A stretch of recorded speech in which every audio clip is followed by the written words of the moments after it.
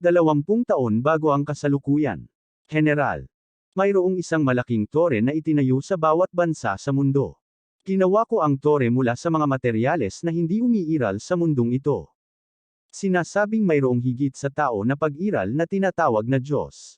Ngunit ito ay napapailalim na ngayon sa mahigpit na kontrol sa ilalim ng kontrol ng mga estado. Sa isang saglit, at sa pagitan ng lahat ng iyon, sari-saring tsismis ang kumakalat.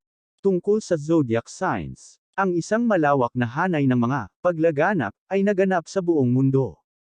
Upang maiwasan at labanan ito, nilikha ang isang grupo ng mga taong pinili ng Diyos, na tinatawag na, ang nagising, o, ang The Awakening. Makalipas ang 20 taon, at sa taong DR, ang buong mundo ay mayroon. Namulat siya sa paggising. Ito ay tinatawag na Super Boom Period. Ang ika-27 araw ng Marso. Alas 6:12. Ikaw ay nagising at naging isang puyat. Ako, si Park Do-hyuk, ay ipinanganak na muli.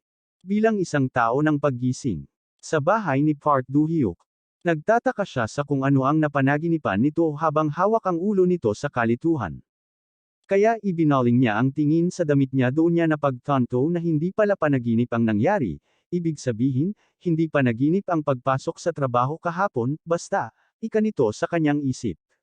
At ang mga bakas sa kanyang damit ang nagpatunay na hindi lang panaginip ang nangyari. Tapos na alala nito paano niya tinalo ang Boss Goblin. At tinitingnan nito hanggang sa nalosaw ng tuluyan. Pati rin ang sinabi ng system control ay naalala niya, kumpirmahin na naalis na ang panganib. Na-reset ang kontrol at kagalingan ng katawan. Nang may naalala siya. Dahil sa hindi raw nito nalaman sa kung ano ang ginawa nito kaya nalilito ito sa kanyang sarili. Tapos nag-pop up ang system sa espada na bakal na hindi kilala ang espada na ito. Kaya napatanong siya kung bakit ba daw hawak nito ang espada sa kanyang kamay. Nasa bingit na sana ako ng kamatayan at pinapatay ng mga halimaw, ang naalaala nito, sa parang Boss Goblin si ay natatakot na nagpahina ng kanyang gulugod. Imposible, buhay pa ba sila kaya naman lumingon ito?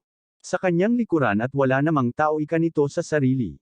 Imposibleng mabuhay silang muli, dagdag pa nito sa pagtataka kung saan napunta o kaya nawala, impossible iyon. Sa pagtingin nito sa dalawang drop ng boss ng halimaw ay nagbigay ito ng mga detalye gamit ang system nito, na ang hindi alam ang sandata ng tribo ng halimaw. Ang isang drop ay ang dimensional na bato na may mahinang antas. Kahit ganoon ang nangyari hindi pa rin siya makapaniwala sa kanyang sarili, nagising ba talaga ako at natalo ko sila habang nakatitig ito sa hawak niyang espada. Aking Panginoon, sambit nito sa sarili niya. Tapos lumapit ang dalawa sa kanya at nagpasalamat sa paggamit ng magic na iyon para talunin ang mga halimaw, sambit ng babae na may ngiti habang hawak ang kamay nito. Na kanyang pinagtaka, ano ang ibig mong sabihin dito? Kaya hindi niya alam ang nangyari sa kung paano niyo ito tinalo ang boss ng halimaw. Nagpakita ka ng mga kamanghamanghang kasanayan na kahit na ang mga bihasang salamangkero ay hindi pa naipakita noon, paliwanag ng babae. Maaari mo kaming kausapin ng comfortable ng walang formalidad, Ginoo, tugon ng isang lalaki sa kanya. Huwey, tumigil ka, hindi ba dapat linisin ang lugar? May mga bangkay din, sambit niya dito. Nakipag-ugnayan na kami sa grupong Awakening na nakatuon dito, nangyayari ito sa lahat ng oras kaya sila na ang bahala dito. Kaya naisip nito, ang nakagawian na ba ng tao ang mamatay? Sigurado ako na gagawin mo kaming isang malakas na pangkat ng paggising sa iyong mahusay na pamumuno. Huwey, namatay na ang aming pinuno, hindi mo ba gustong sumama sa amin at pumalit sa kanya? Pahayag ng dalawa na ito sa pangunahing tauhan, kaya lalo siyang nalito sa mga sinabi ng dalawa na ito. Ilang sandali pa, nag-aalala sila sa pagkamatay ng kanilang pinuno. At ngayon parang normal lang ang kilos nila. May kakaiba, ang tanging nasa isip ng pangunahing tauhan na parang hindi makapaniwala sa mga nakikita niya sa mga ikinikilos ng dalawa na ito sa kanyang harapan. Bigyan mo ako ng ilang oras para pag-isipan ito, sambit nito sa nag-alok sa kanya. At, pakiusap ko, mangyaring isumite sa amin, sagot ng babae sa kanyang kakulitan. Nang may nagsalita sa kanilang likuran, mangyaring tumigil doon. Kaya naman napalingon ang dalawang makulit na ito habang ang pangunahing tauhan ay nakatitig lang sa kung ano ang nakita niya. Kaya sabi ng bodyguard ng babae, mula ngayon, mangyaring sundin ang aming mga tagubilin bilang KBI. Ang bilis mo ata nakarating ngayon, tanong ng babae. Kaya sumambat din ang kasama nitong lalaki as usual.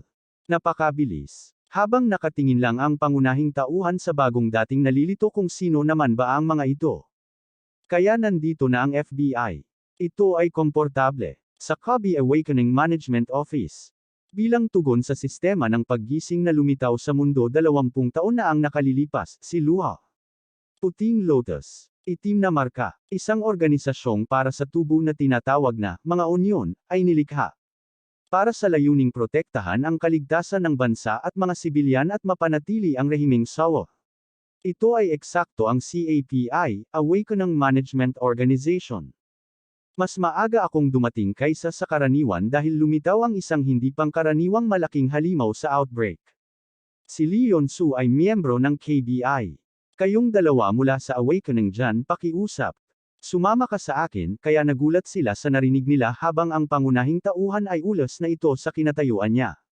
Kaya napatawag ang dalawa na ito sa kanya habang tuloy ang pagtakbo nito papalayo. Sir. Ano ang dapat nating gawin, tanong nito sa kasamahan niya. Kaya syempre kailangan natin siyang sundan at tumakbo agad sila dito sa paghabol. At nagtanong ang bodyguard kung ano ba daw ba gusto niyang gawin para sa mga nagsitakbuhan na mga tao. Kaya sinagot siya nito kung ang pagtanong ba ang sinabi niya sa babae. Kaya pakiusap, arestuhin sila, utos nito sa kanila. Agaran naman ang pagkilos ng dalawang bodyguards. Tapos nahuli nito ang dalawang membro ng The Awakening Groups. At isinobsob nila ito sa lupa, habang nakatingin ang kanilang leader na babae sa mabilisan pagkilos ng dalawa niyang bodyguard. Aking Panginoon, hulihin ko rin ba siya, habang nakatingin ito sa tumatakbo na si Park Do-hyuk, sambit nito at naghintay ng utos mula sa kanyang Panginoon. Hindi natin siya kailangan, tugon nito sa kanya habang dinadampot nito ang bag ni Park Do-hyuk. And I think magkikita pa rin tayo soon, sambit nito sa sarili habang hawak nito ang bag ni Park Do-hyuk na may kaunting ngiti. Kinaumagahan sa paggising niya habang hawak nito ang ulo niya sa pag-alala kung, maniniwala kaya ang amo na hindi ako pumirma sa kontrata dahil sa outbreak na nangyari ulit, ika nito sa sarili. Wala na akong magagawa sa mga nawala, sambit nito ulit sa kanyang sarili. Kaya pinagtapik-tapik nito ang kanyang sarili para mawala ang kanyang pag-alala sa mga nangyari na. Dahil sa pagtapik-tapik nito sa kanyang sariling mukha, naunawaan nito ang kanyang sarili at ang anong una niyang gagawin para sa kanyang sarili.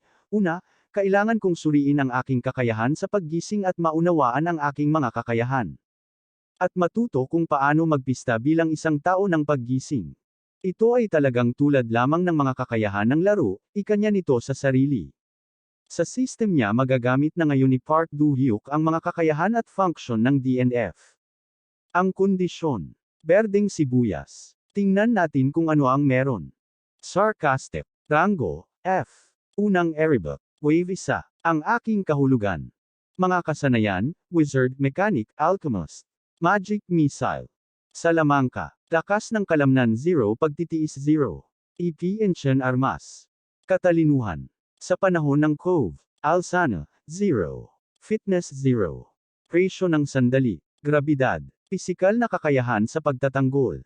Kakayahang nagtatanggol. Magic 1. Magagamit na mga statistical na puntos. Well, susubukan ko. Karamihan sa mga kaso, may iba pang numero, bridge defense at magic, parang nakita ko ito sa isang lugar, ika nito sa pag-iisip. Gumagamit, Park Do-hyuk. Antas, 1. Mga kasanayan, mago, mekaniko, alchemist. Ang lakas ng excuse. Malusog. A. Ito ay mga personal na setting. Ito ang unang karakter na ginawa ko mula sa isang laro ng DNF na kinagigiliwan kong laro, hindi ba nailarawan ito sa isip kung paano niya ito linalaro dati. Ito ay pareho, at ito ay itinuturing din na isang triple power. Ang dobleng paggising ng dalawang trabaho ay isang napakabihirang kaso at lahat ng mga unyon ay pumipirma ng mga kontrata ng mataas na paunang bayad. Habang masaya niya itong pinag-aralan ang kanyang triple awakening. Kaya ito ay talagang kamanghamanghang.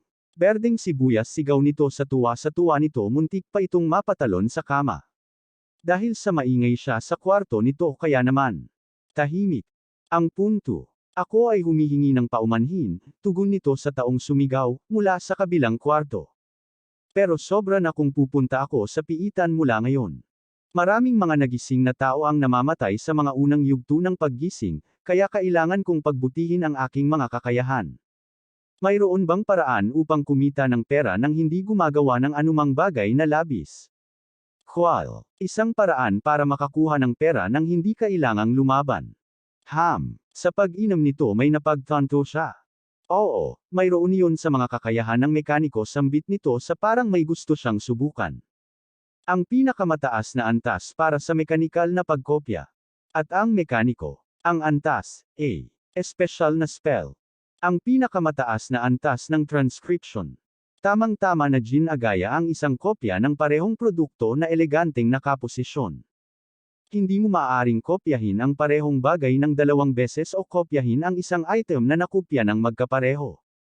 Dati, ang mga bagay na ginawa ng user ay hindi maaaring kopyahin ang mga bagay na ginawa ng mga partikular na user ay hindi maaaring kopyahin ang oras upang makamit ang kumpletong pagtitiklop gamit ang mga command na kopya ay depende sa laki at panloob na konfigurasyon ng produkto, ibig sabihin, ang mga nilalaman nito. Bilang ang laki ng rating ng target na gagawing kopyahin tumataas, ang rate ng pagkabigo ay tumataas ng husto. Kung ang katumbas na sukat ay mataas at ang mga bahagi nito ay komplikado, ang pagtitiklop ay maaaring magkaroon ng 10 pagkakataon na mabago. Bilang karagdagan, kung mas mataas ang antas ng user, mas mababa ang rate ng pagkabigo. Ginagamit ang mana sa pagdedetalye at ang tagal ay 1 oras. Dapat ko bang subukan ito ngayon ikanya nito sa sarili? Una, susubukan ko ito sa basong ito. O marangal at espiritual na kapangyarihan, ay clone ito sambit nito, sa pagproseso niya. Ang pinakamataas na antas ng transcription. Una, susubukan ko ito sa basong ito.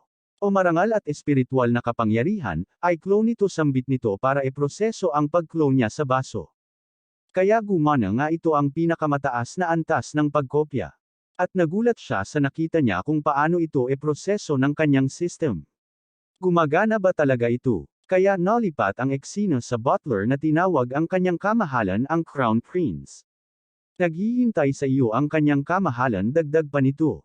Pakibilisan. Sasamahan kita sa discussion hall ngayon, kamahalan. Sambit nito na may mataas na tuno. Well, dahil nandito ang kapatid ko, dapat din. Hindi dapat sumama sa atin ang Grand Duke, kaya nagbago ang isip niya. Ang nag-iisang anak ng kanyang kamahalan ay ang kanyang kamahalan ang Crown Prince. Yaya ko, paano mo nasabi yan? Okay lang yan, Ryan, tugon sa isang kasama nito sa kanya. Kailangan ko pang alagaan itong batang binibini at ikaw. Kailangan mong pumunta sa kanyang kamahalan, utos nito sa kanyang kasamahan. Pero kuya, kailangan pa nating mag-usap sambit nito habang bakas sa mukha nito ang kanyang hinanakit. Oo naman syempre, go lang at mamaya na tayo mag-usap, tugon nito na may ngiti sa kanyang bibig. Kaya magmadali at umalis, ipinatawag ka ng kanyang kamahalan, utos niya ulit dito. Sa trono ng kanyang kamahalan, may lumapit na 2 babae bilang tagapagsilbi niya, kamahalan, napakagwapo mo ngayon. Odin, kailangan kong pasalamatan ang isang gwapong lalaki para sa pagbibigay sa akin ng isang makintab na bagong damit. Ano, Selena, sino itong gwapong sinasabi mo, tanong ng bodyguard sa kanyang isip. Tuldok, o Diyos ko, sino kaya ito kundi ang kamahalan, natural. Ito ay, dahil sa, napakalambing mo sabi nito na may pag-blonde pa ang pisngi nito, ay iwan. Your Majesty, bakit Selena lang, sabihin mo kay Mary na cute din siya, nagseselos ako. Oo, hindi ko makakalimutan si Mary, mahal ko. Ha. Kaya laking gulat nila nang makita nila ang prince na kumukulimlim ang ulo nito habang ito ay nakatingin sa kanila. Lazarian, you brat should at least say something. Muntik na akong atakihin sa puso sambit nito sa gulat niya. Ngunit si, ama, ang humiling sa akin na sumama. O tama, na-promote ko siya kaya naalala niya ang pag-promote sa ama niya. But anyway, ano ang gusto kong sabihin sa Crown Prince? Ay, naalala ko lang. Maging masaya ka, Ryan. Maya-maya, maglalabas ako ng utos para sa buong imperyo na maghanap ng mapapangasawa para sa iyo. At ako ang nagtataka kung bakit niya ako hinahanap. Ito lang ba ang iniisip niya? Naghahanap ng mapapangasawa ko. Ibig mo bang sabihin, Reyna? Futurism. Tama, dapat kang magsimulang maghanap ng isa ngayon. Kamahalan, sa ngayon, hindi ito mahalaga. habang ikinuyom nito ang kamao dahil sa parang hindi niya gusto ang ideya ng kanyang kamahalan. Anong pinagsasabi mo? Buti na lang may babae, sambit nito habang ito ay nakipagharutan ito sa babae. Hindi mo naman malalaman dahil bata ka pa dagdag pa nito, di ba Celine? Siyempre, kamahalan na emperador. Kaya nakakatawang eksena ang nasa isip nito habang dumidilim ang kalangitan nito. Mula nang itatag ang imperyong ito, ang Eton Empire. Ito ay umunlad at ipinagmamalaki ang kanyang sinaunang kasaysayan at mga sinaunang tradisyon. Dahil ang Mainz River, na matatagpuan malapit sa kabisera, ay nagsilbing isang mahusay na supply ng tubig. Ngunit ang tubig nito ay unti-unting nawala ang magandang ningning at naging maputik at nadumihan sa paglipas ng panahon. Ang nag-iisang pinagmumulan ng tubig ay Nolason, hanggang sa halos hindi na ito mapadalisay at hindi magamit. Yaong mga mayayaman at marangal, tulad ng pamilya ng imperial at ng aristokrasya, ay may mga tagapaglingkod upang makakuha ng malinis na tubig mula sa malalayong mga rehiyon. Ngunit, para sa mga taong maaaring makakuha ng ilang pagkain ngayon at hindi alam ito. Ano ang mangyayari bukas? Tuldok, tuldok, tuldok. Iba ang sitwasyon. Ang pagpili ng prinsesa ng Imperial Crown ay hindi mahalaga kapag ang mga tao ng imperyong ito ay nasa problema. Kamahalan, mayroon tayong hindi pa nagagawang krisis at tagtuyot. Hindi tulad ng mga maharlika, na kayang maligo sa malinis na tubig na dinala mula sa ibang bansa. Hindi makakuha ng tubig ang mga mamamayan para sa agrikultura hindi, wala man lang silang malinis na tubig na maiinom. Ano? Wala akong alam sa ganito. Paanong hindi ko alam ang tungkol sa ganito? Walang nagsabi sa akin ito. Dahil ito ay kalokohan. Sa halip na mag-aksaya at pumatay sa gayong walang halagang mga bagay, isaalang-alang ang pagpili ng asawa para sa Diyos. Walang kabuluhan ang sinasabi mo. Wala ka bang pakialam sa mga mamamayan, kamahalan? Umaasa sila sa iyo at sumusunod sa iyo bilang kanilang banal na emperador. Ketawa-tawa ka, gusto mo may pakialam ako sa mga hamak na tao. Ang mga taong walang alam na ito ay nilikha lamang upang magtrabaho ng husto sa kanilang mga bukid at magbayad ng buwis. At sa pagsunod sa imperial na pamilya, bakit siya mag-abala sa paglutas ng mga walang kwentang problemang ito? Ngunit ang iyong kamahalan ay balik sa kung saan ginagaya niya pagproseso sa buong baso, at nag-pop up ang system. Nagtagumpay ang pagkopya, kaya masaya siyang nakatingin sa finished product niya sa pagkopya. Kaya ito ay ganap na kinopya, kapwa ang bigat at hugis nito. Ang mga kasanayan dito ay mas mahusay kaysa sa in-game. Ngayong nagtagumpay na ang eksperimento sa pag-clone. Dapat ba akong maghanap ng kayamanan?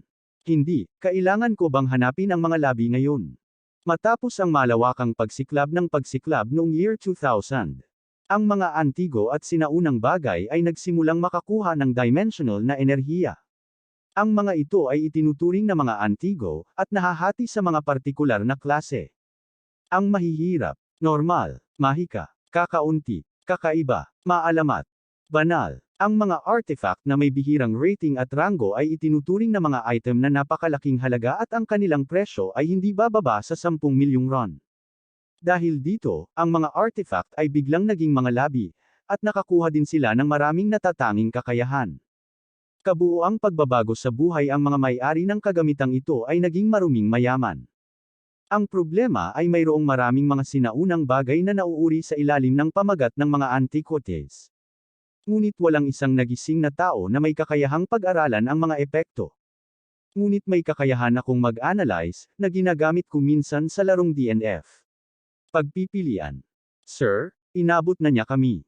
Ang lugar na pupuntahan ko ay ang pinakamalapit na tindahan. Para sa isang regalo. Dapat ba akong maghanap ng ilang relics? Sabi ni Zek. Makalipas ang 3 oras. Upang isipin na ang gayong nakatutuwang elemento ay umiiral.